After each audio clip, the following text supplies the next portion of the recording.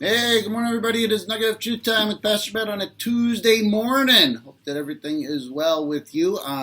We're on Nugget number 382 this morning.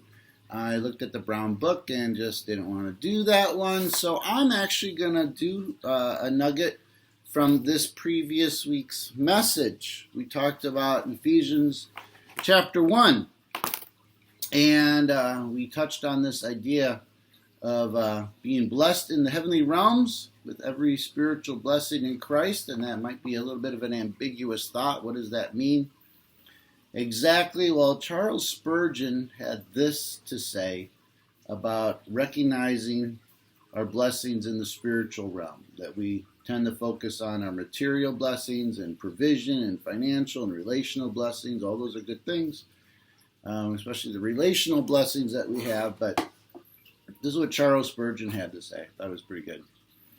We are not sitting here groaning and crying and fretting and worrying and questioning our own salvation. He has blessed us, and therefore we will bless him. If you think little of what God has done for you, you will do very little for him. But if you have a great notion of his great mercy to you, you will be greatly grateful to your gracious God.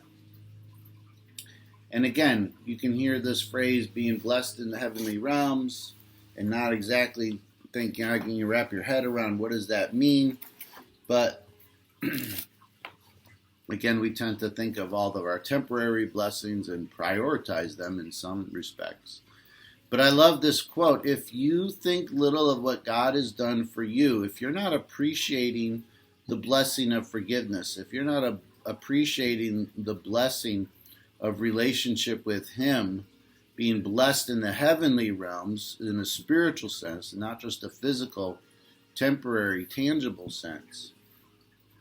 If you think little of what God has done for you, you will do very little for him. But if you have a great notion of his great mercy to you, you will be greatly grateful to your gracious God. Those of us who grew up in the church, I think sometimes, to be honest, are a little bit of a disadvantage if we don't have a story of a great of a lifestyle that's far from God's hope and plan for us. When people come to faith later on in life, after they have a history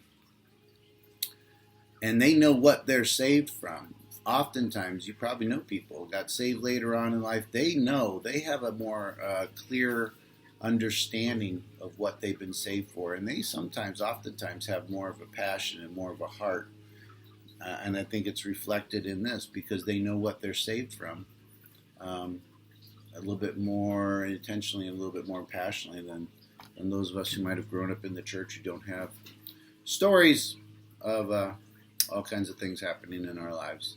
Anyways, I hope that makes sense. Take care. God bless. Have a great day. Bye.